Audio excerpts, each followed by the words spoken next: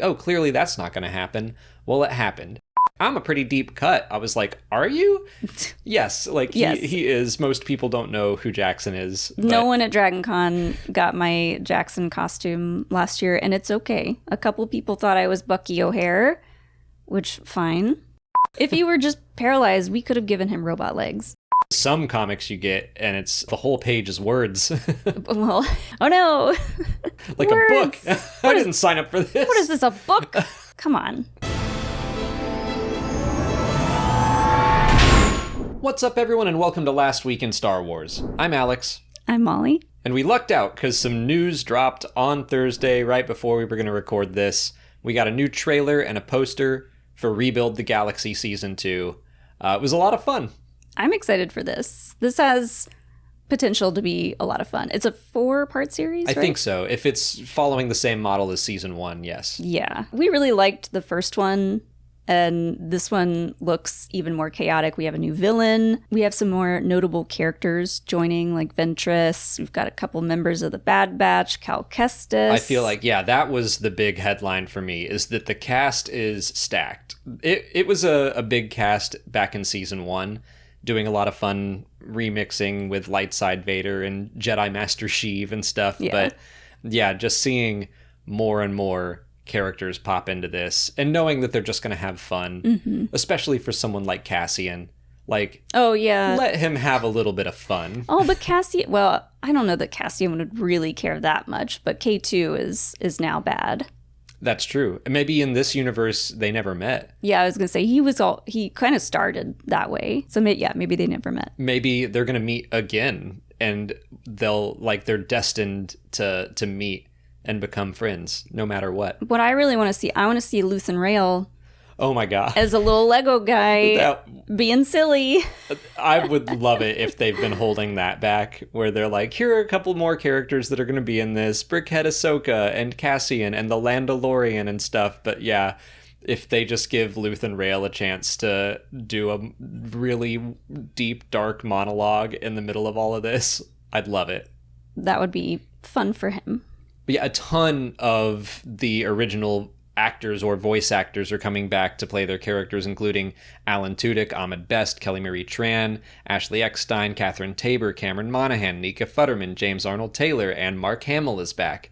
And Sam Witwer. Like, I know I'm missing some people that were in Season 1 that are returning. Maul was so funny in the first part of the series. I love Good Guy Maul. He's so silly. Because, I mean, we've made jokes before of when your name is Maul and you look like that with, like, red and the horns, of course everyone's just going to think, well, that guy's destined to be evil. And seeing him be so delightful in Season 1. There was a part in the trailer where he had, like, a fuzzy coat on and he was holding a pot of flowers. And he gets, like, pulled into that portal, and just hearing Sam Witwer scream, but it's, like, a nicer version. Silly scream. Yeah. Not an angry scream. It's just fun hearing all of these people get to play around in the universe. Yeah, and it does kind of look like a lot of the, like, light side, dark side characters get to work together against a common enemy, which is always fun. So Solidus, I think is how you pronounced it. I remember when they introduced him, we were trying to figure out how to say his name. I was saying soulitis because it sounded like having a soul was like a disease. It's very disease sounding. But Solidus, I think, is how they were saying, which now I'm thinking of like Solid Snake. That's a very Metal Gear sounding name. But it sounds like he's just trying to destroy all of the universe instead of rebuilding it or remixing it. Yeah. And so it looks like a bunch of the good guy characters with like their brightly colored lightsabers are fighting alongside a bunch of red lightsabers. So that's cool. Yeah. We love a villain who just wants to destroy everything, I guess.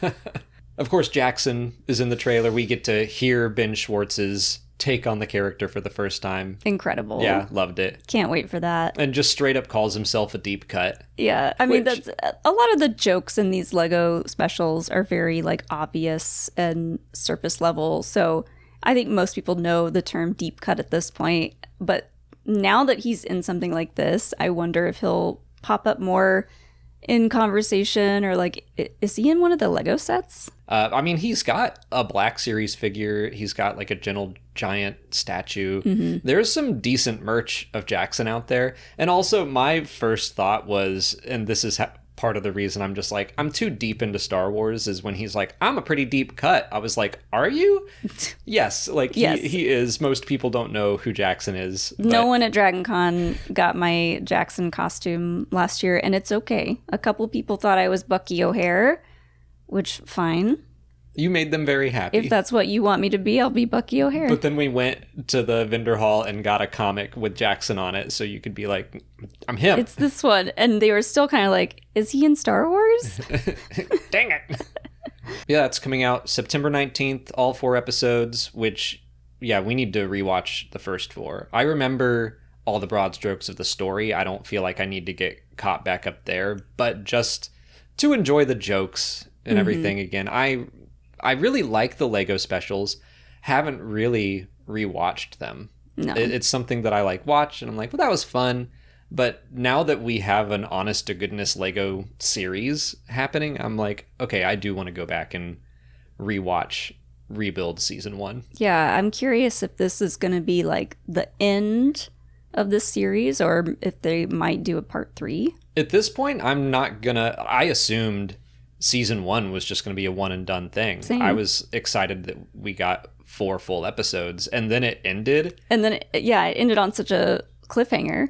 Yeah, like kind of a downer. And I was very surprised by that. But I respected that decision to be like, no, you messed things up and you can't go back. Like, some things can't be reversed. Yeah. So I'm excited to see just how this continues to devolve and fall apart and be goofy.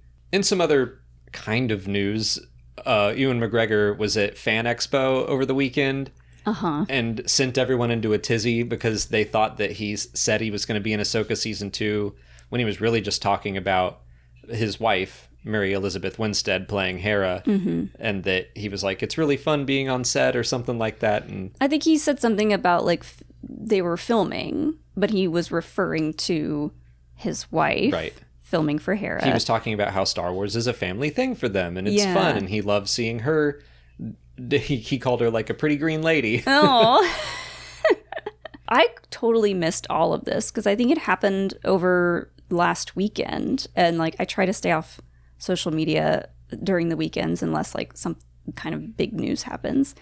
But I'm glad I didn't see it, because I probably would have done a post and like reported on it too. Who knows? Maybe he is in Ahsoka Season 2. I was gonna ask that. Like, that's why I wanted to talk about it. Is I don't think that this is news, but considering the World Between Worlds episode that we got in the first season of Ahsoka, and I feel like we talked about this not too long ago, but there are like rumors swirling around that Ewan might be in it anyway. And I don't think he even came close to confirming that he was or anything like that. But I think there's still a pretty solid chance he might be in it. I don't think he's in it. Okay, we can take this bet right now. Sure, yeah. Like, I don't know. And it must be hard for any celebrities, but like, especially with Star Wars stuff, they go to all these conventions and they give thousands of interviews and talk to thousands and thousands of people and have to do panels. And especially when they're like not actively working on anything Star Wars wise, they can only talk about so many things. And obviously they can't talk about the stuff that they're not allowed to talk about, but something might slip like this that may be construed in a different way, and then it becomes news. Right. It's and like spreads like wildfire. You say one thing and the wording of it is in such a way that people can jump on it. Right. And spread it around online and make clickbait and stuff. So. Exactly. And that's tough. That happens all the time. Yeah. But that's just how the internet, news on the internet works now. But I think he's maybe in it. I don't know. I feel like the temptation for Filoni to put all 3 of them together, I don't know. I mean, yeah. Even if it's a dream sequence or another weird force thing. They keep joking about like, well, Hayden got to wear the Clone Wars armor. Now I want to wear the Clone Wars armor. That's what I remember. Ewan was like years ago someone got him to sign a picture of, it was like a realistic picture of Obi-Wan in clone armor, and he was like, oh, this is neat, what's this? And didn't know what it was. And then more recently he was talking about wanting to wear the clone armor and like being very, I don't know, playful about it. And everyone's like, it's the same thing as like, oh, Ewan has a beard. Is he playing Obi-Wan? Right. Which happened for years and years. What do you think celebrities think if people bring them like an AI image of their character to sign? Wouldn't that be weird? Yeah. I wouldn't sign it. I know.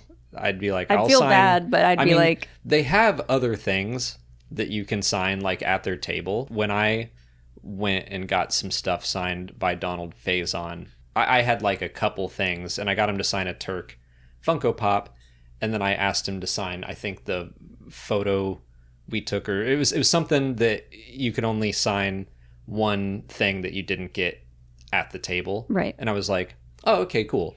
And so if someone might be ready, if someone brings an AI image up, to be like, oh, we can only sign things from the table. Sure. Yeah, that's a good plan to have. Yeah, to not shut someone down for like, we'll give you an autograph, but not that. But moving into last week in canon, there was just one new comic issue this week, Jedi Knights issue 6. In it, Qui-Gon, this is pretty funny based on our discussion last week. We were joking about Qui-Gon maybe not being great at mind tricks, and he's the only Jedi to get stabbed and die from it.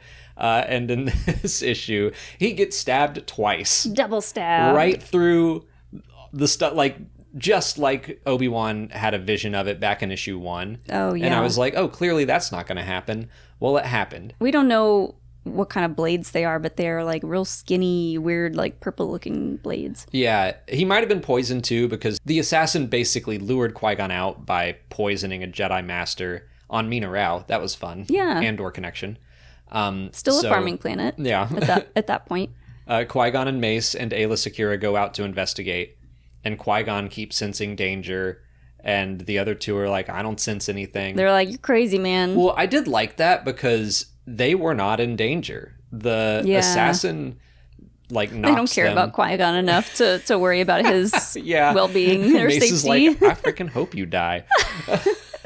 The assassin knocks them both unconscious with some dart and then fights Qui-Gon. He's only interested in killing Qui-Gon, which interesting. I do think that's why he was the only one sensing anything amiss. Yeah, they were kind of like, Qui-Gon, this is just like a simple get in and get out kind of deal. Like, what are you worried about? I could see him being like the Jedi who cried wolf, especially to Mace. Like, everywhere Qui-Gon goes, he's like, hey, there's a problem here and we should solve it. And Mace is like, can we just do the mission we were assigned and go home? Yeah. But you know what, Qui-Gon? I'm sorry about making so many jokes about you getting stabbed and dying. Because now you got stabbed twice.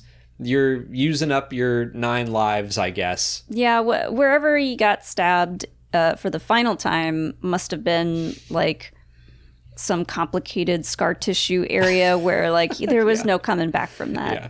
I mean, everyone always points out, he was stabbed right through the middle. It would get the spinal cord. Yeah, I know.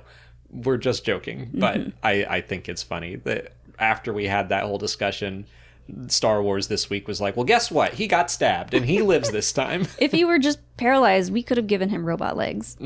I liked this issue. This series has been interesting for me because they're these one-off stories, and occasionally they will move along the main plot, but a lot of times they don't. So the main villain is Atha Prime. Oh, yeah, who's only been in one issue. And that issue was awesome. And then this assassin has kind of been lurking around since the first issue. So I'm glad that we are moving some mysteries along. They really do seem to be more focused on the art. Like, I read a lot of these very fast, which is fine because the art looks great. Something about this series, I'm like, it's a full 25 or 30 pages, but I feel like I'm not having to read a whole lot. So I read through it real quickly. I don't mind that. Yeah. I like looking at the art, but just some comics you get and it's the whole page is words. Well, oh no. Like words. A book. I didn't sign up for this. What is this, a book? Come on. Well, last week we had that Kit Fisto comic and it was a little wordy. Yeah, that one was a lot of setup explaining what stuff was, and so yeah. Give and take. Moving on to last week in fandom, I wanted to take a moment and just highlight Rebel Scum Con, which happened last weekend and looked like an awesome time. It looked like a ton of fun. I'm sad that we didn't make plans to go this year. We did toss around the idea of going. We were interested because like their guest list looked awesome, but it's right before Dragon Con, and just the trip to Japan was a lot. It was a lot. So we had already planned like a small like weekend trip to Chicago, so like we had just done that. It was just bad timing with all of our other trips that we had gone on to this year so far. Yeah, we should point out Dragon Con's in 2 weeks, and we're very excited. But that's our it's in Atlanta, no travel for us. Yeah, we haven't mentioned Dragon Con at all, really. We've been just busy. But I'm in like super crunch time for costuming stuff. Yeah, but Rebel Scum Con, they were all over it on social media and really made me feel that it's not FOMO, it's just missing out, the Mo. Because fear of missing out is FOMO. Yeah. So I was just like sad I was missing out. SIMO. I think it's still FOMO. Either way, I was feeling like, oh, that looks so fun. Yeah. Yeah. It did look like a ton of fun. There was a stage performance of some kind where David W. Collins and Matthew Wood were singing in Huttese. And I am real sad to have missed that. They were singing the Huttese song that they did for the Skeleton Crew trailer, which was so fun. That looked great. They were also just showing different moments at different panels. Kyle Soller recreating the Cyril like crashing out on the bed. I really want to talk to him. Sam Witwer and David W. Collins were laughing at their old like headshots. They like it just looked like good panels. Yeah. Good guests. I need to talk to. We did have some friends out there that went, and I want to hear more about it. But I know Brandon from Talking Bay did a bunch of interviews, so we can listen to those. It's in Texas. So yeah, next year. We'll cross our fingers. Great food, I assume. Every time we've been to Texas, they have great food. But now we'll move on to last week in questions, and we did something a little bit different this week we're trying out. Yeah, we wanted to take a couple of like the maybe sillier questions that we might go through a little faster and record those, but those are going to be out on our TikTok, so go check out the TikToks and we'll have the questions there. So because Alien Earth just came out and we really liked it, we talked about whether or not Vader could be a xenomorph, or more likely, how many xenomorphs would it take to finally be Vader? And we talked about Taylor Swift's upcoming We had album. to talk about the new Taylor Swift album announcement, which the Star Wars fans on Star Wars Twitter ran wild with the Sice Noodles memes, so I enjoyed that. But yeah, go to TikTok to check those out. But our first question here kind of builds off of something we talked about last week. Josh asks, how far do we think a mind trick could be pushed? Could Palpatine or Yoda be mind tricked? So this is coming off of like the whole Toydarians and Hutts are resistant to mind tricks, and one Jedi got good enough that they could mind trick a Toydarian. Right. So how far do you think it could be pushed? And I don't want to put limits on the Force. I mean, that's why I was perfectly fine with a Jedi getting so good at mind tricking that they could trick a Toydarian. What that made me think of was humans for a long time thought it was just straight up impossible to run a mile in less than 4 minutes. They were just like, it can't be done physically. Humans can't do it. And then one day a human did it. And now several have done it. And that's happened in a lot of different fields, like as far as Olympic sports and things like that go. There's been things like that, records being broken for years. Right. And so to me, this is like, wow, mind tricking a Toydarian is impossible until a Jedi does the equivalent of running a 4-minute mile and learns to do it. So I think that in theory, Yoda or Palpatine could be mind tricked, but it would be insanely hard. Well, not to harp too long about the Toydarian thing, but like we don't know who that Toydarian was that got mind tricked. I don't know that it is a fact that every Toydarian has a very strong-willed mind. That could have just been a kind of weak-minded Toydarian. Right. It's like I think that references have said that they are naturally resistant, but not. It's not impossible. Right. So, but we're talking about Yoda and Palpatine, who both have what I assume are very, very strong-willed minds. Yes. It would probably have to take, kind of like when we talked about with Cad Bane was mind-tricked between several different Jedi, all pretty powerful, including Anakin.